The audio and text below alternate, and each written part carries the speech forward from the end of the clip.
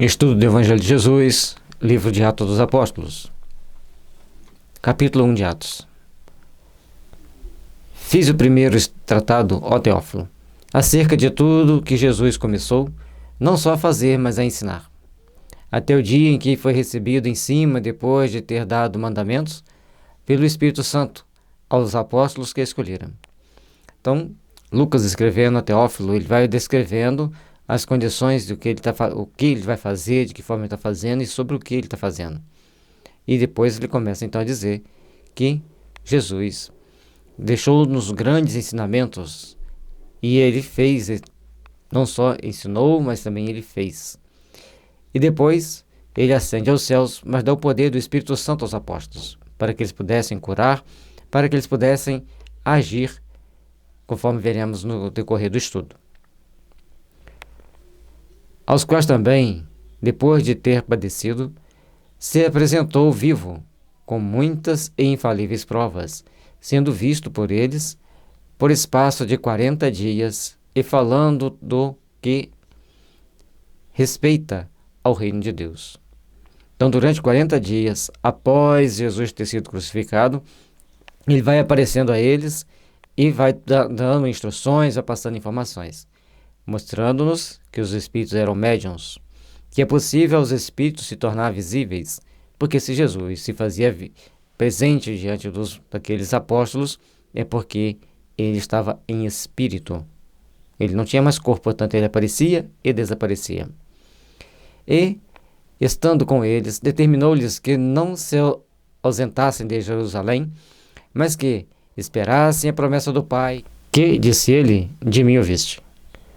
Aqui, então, Jesus pede para que eles fiquem em Jerusalém, recomenda-os que se mantivessem ali até o momento que ele viesse trazer para eles as instruções superiores para o destino que deveria caber a cada um deles. Porque, na verdade, João batizou com água, mas vós sereis batizados com o Espírito Santo, não muito depois desses dias. Aqueles, pois, que se haviam reunidos perguntaram-lhe, dizendo: Senhor, restaurará tu neste tempo o reino a Israel? A preocupação deles era com as coisas materiais, como a maioria de nós hoje em dia no mundo, nos preocupamos muito com as coisas materiais e nos esquecemos das coisas espirituais. Ao passo que todos nós deveríamos procurar estar sempre voltado para o entendimento de que Deus, o sublime Pai de todos nós, nos encaminhou Jesus para nos mostrar o caminho dos céus. E o reino que nós temos que restabelecer é o reino de Deus em nossos corações, aprendendo a fazer o bem, aprendendo a sermos caridosos, aprendendo a ajudarmos-nos uns aos outros. E disse-lhes: Não vos pertence saber os tempos ou as estações que o Pai estabeleceu pelo seu próprio poder.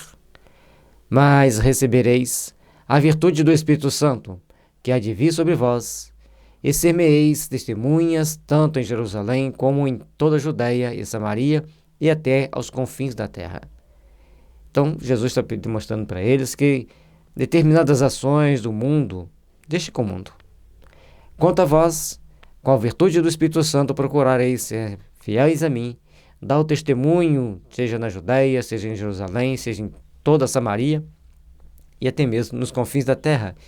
Deveriam estar prontos a trabalharem, a ajudarem, a estabelecerem os ensinamentos cristãos para que todos, com o coração aberto ao bem, com o coração aberto ao amor, começassem então a trabalharem intimamente para mostrar para o mundo a verdade do reino de Deus entre os homens.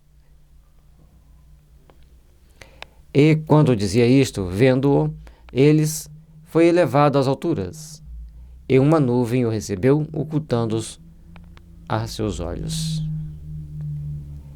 Se ele subia ao espaço, ele não tinha corpo, ele estava em espírito materializado diante deles, passando as instruções, deu o recado básico.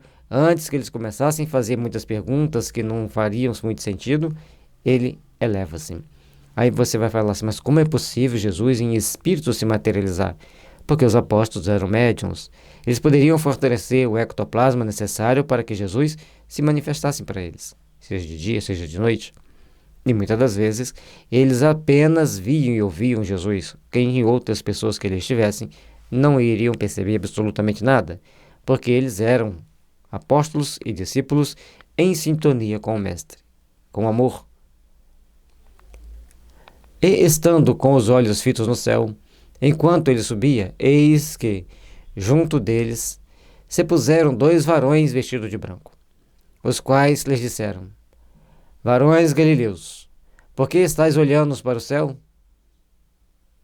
Esse Jesus que dentre vós foi recebido em cima no céu, há de vir assim como para o céu o viste ir. Mais uma vez mostrando que eles eram videntes, porque vêm os 2 espíritos vestidos de branco e mostra-lhes nova verdade. Para que eles não ficassem procurando Jesus no céu, Jesus viria também entre os homens, mas não do jeito que nós queremos que ele venha. Virá estar aqui entre nós da forma mais simples, materializando aqui e acolá, para que as pessoas despertem para o verdadeiro amor, sondando nossos corações. E, na verdade, o reino de Deus que nós precisamos de esperar na Terra é nós aprendermos a colocar em prática o ensinamento de amor e de paz, de solidariedade, compaixão e compreensão. Assim, o reino de Jesus estará entre nós, e ele estará sempre diante de nós. Então, voltaram para Jerusalém, do monte chamado das Oliveiras, o qual está perto de Jerusalém e a distância do caminho de um sábado. O caminho de um sábado significa que andarem durante o dia de sábado, de Jerusalém até o Monte das Oliveiras, a distância que eles estavam colocando, a gente anda normalmente 6 km por hora, então, se a gente colocando que é a distância de um sábado, 8 horas de caminhada, 8 vezes 6, 48 km, mais ou menos 50 km. Seria essa, uma conta simples seria assim. E entrando, subiram ao cenáculo, onde habitavam Pedro e Tiago, João e André e Filipe, Tomé, Bartolomeu e Mateus, Tiago, filho de Alfeu, Simão Zelote, Judas, filho de Tiago. Então, e que no caso aqui seria Judas Tadeu. Então, eles estavam morando em um cenáculo até que o mestre desse-lhes a autorização para irem para onde faria necessário estar. Uma só observação, a gente fez a conta em o caminho a distância de um sábado, seria um sábado de caminhada, 8 horas por dia, 6 km por hora, 48 km. Então, a forma com que eu entendi. Se alguém tiver informação melhor do que a distância de um sábado, a gente coloca depois nos comentários para esclarecer as pessoas que estão assistindo.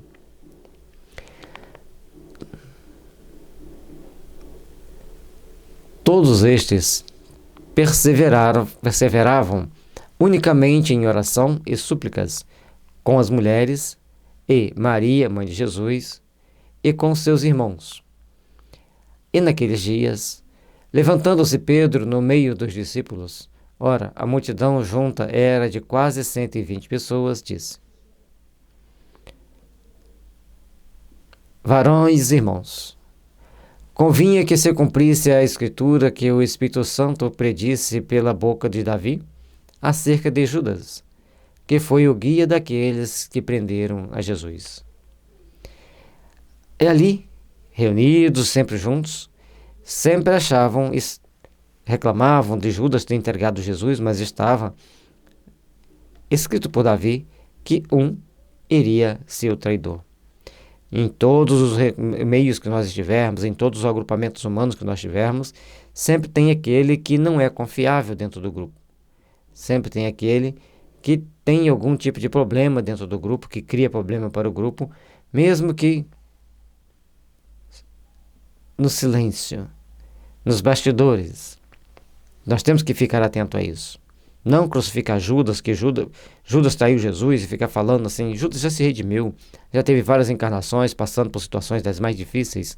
A última dela foi como Joana d'Arc, em que ajudou a França a se libertar do jugo inglês, preparando a França para os empreendimentos que teria durante o Iluminismo e ao grande auxílio que a França prestou ao progresso da filosofia e da tecnologia para a humanidade a partir do momento da Renascença, do Iluminismo e assim por diante.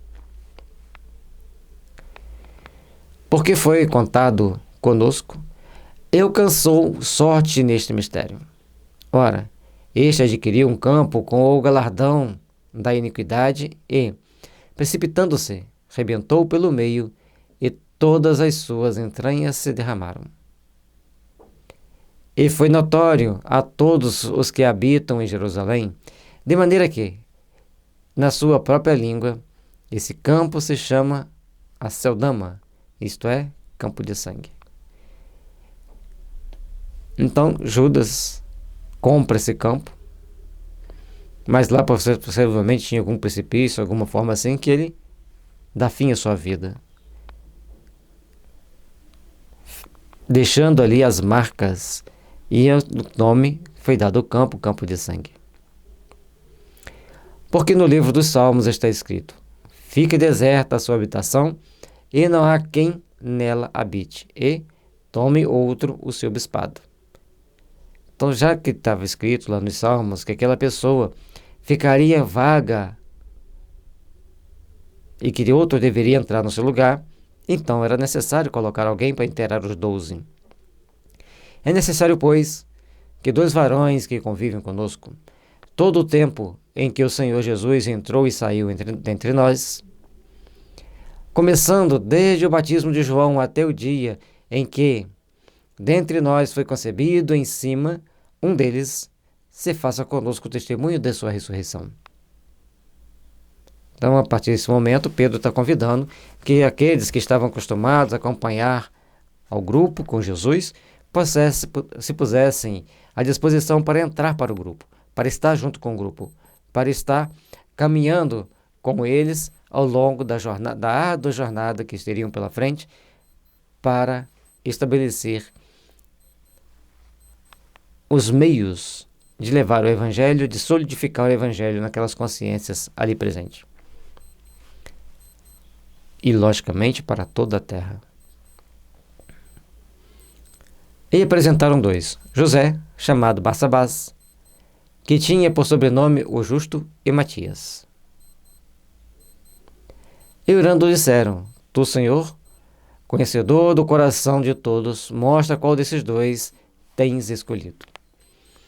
Então, naquele momento, eles teriam que lançar um sorteio, mas eles fazem a oração pedindo a Jesus e a Deus que iluminasse-os para escolher aqueles que seria mais digno de adentrar para o grupo ou de entrar para o seleto grupo de trabalhadores que teriam a responsabilidade de gerenciar o Evangelho a partir dali para frente. Para que tome parte nesse ministério e apostolado, de que Judas se desviou para ir para o seu próprio lugar. E lançando-lhe sorte, caiu a sorte sobre Matias. E por voto comum, foi contado como com os 11 apóstolos. Então, a partir daquele momento, e ele sempre, de alguma forma, maldizendo Judas, depois vocês verem como que é difícil para nós perdoarmos, como é difícil para nós limparmos o vaso do nosso coração das mazelas, dos maus estares e das encrencas que nós criamos nessa vida, neste mundo.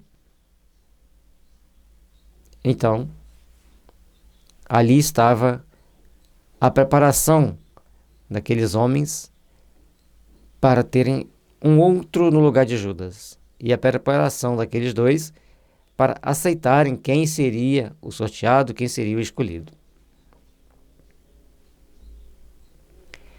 Então, a partir dali, Matias passa a integrar o grupo dos 12 apóstolos, passa a ter, a partir de então, um grupo, novamente com 12 trabalhadores, para darem continuidade à obra do Senhor.